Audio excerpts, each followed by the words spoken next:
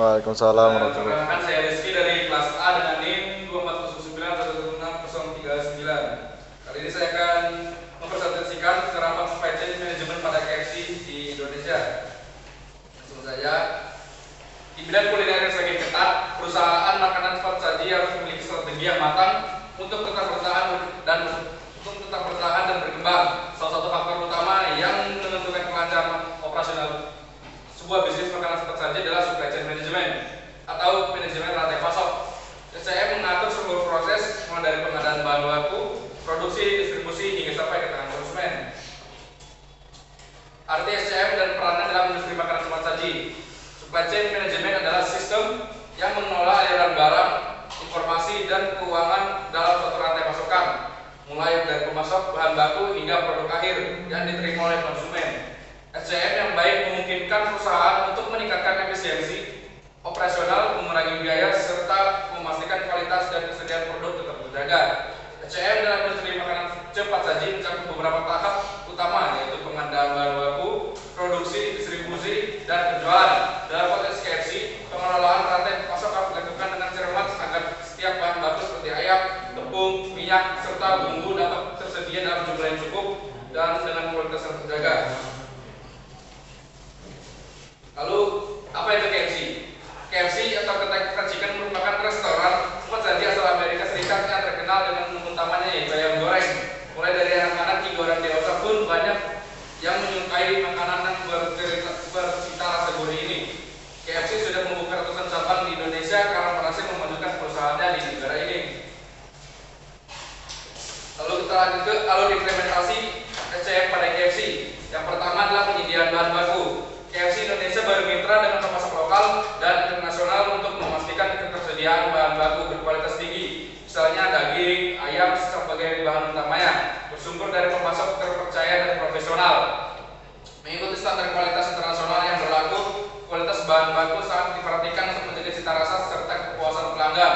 Selain ayam, bahan lain seperti bumbu, minyak goreng, serta produk pelengkap lainnya juga harus melewati proses seleksi ketat agar sesuai dengan standar yang berlaku. Lalu yang kedua adalah sistem distribusi dan logistik. KFC Indonesia memiliki sistem distribusi dan logistik yang terstruktur dengan baik untuk mendukung operasional restoran di berbagai daerah. Sistem ini dirancang agar bahan baku dapat terkirim dengan cepat dan tetap dalam kondisi optimal. Faktor-faktor seperti suhu, penyimpanan, waktu pengiriman, dan jarak menjadi perhatian utama dalam proses distribusi. Setiap bahan baku yang dikirim dari pemasok akan melalui tahap kontrol kualitas sebelum diterima oleh restoran. Proses ini meliputi pengecekan suhu, kondisi kemasan, dan kesesuaian bahan untuk diolah menjadi menu KFC.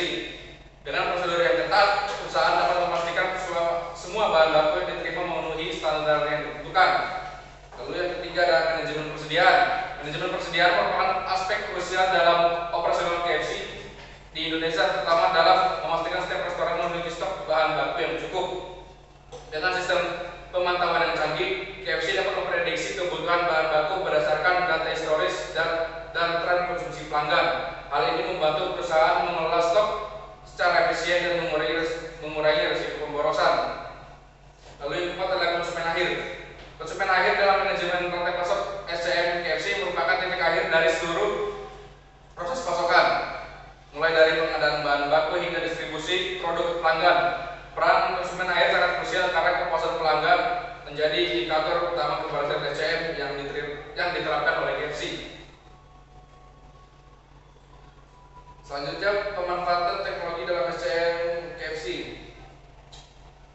Pemanfaatan teknologi dalam SCM menjadi faktor penting dalam meningkatkan efisiensi operasional KFC Indonesia. Dengan sistem digital yang terintegrasi, perusahaan dapat mengelola pasokan bahan baku secara lebih akurat dan transparan.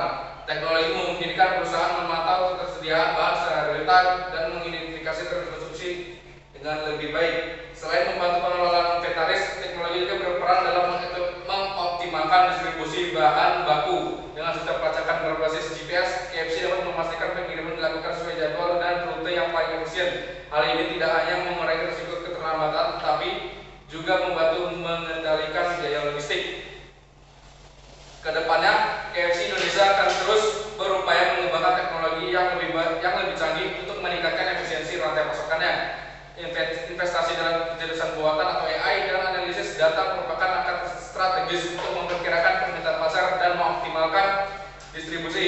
Dengan pendekatan ini, KFC dapat terus meningkatkan layanan pelanggan dan mempertahankan standar kualitas yang tinggi.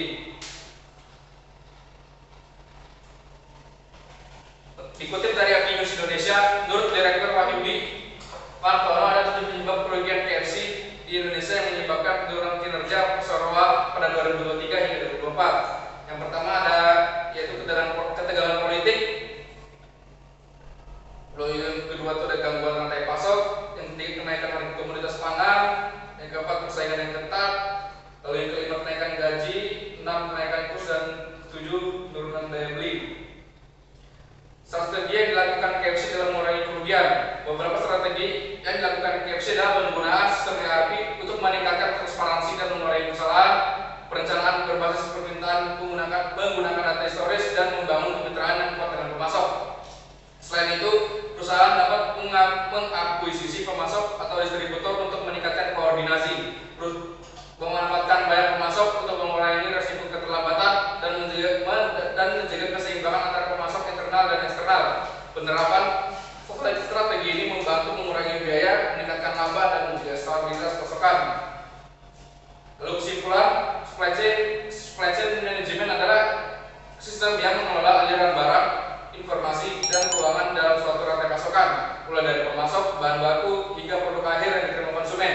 SCM yang efektif memungkinkan perusahaan meningkatkan efisiensi operasional, menekan biaya, serta menjaga kualitas dan ketersediaan produk. SCM dalam industri makanan tentu saja terdiri dari tahap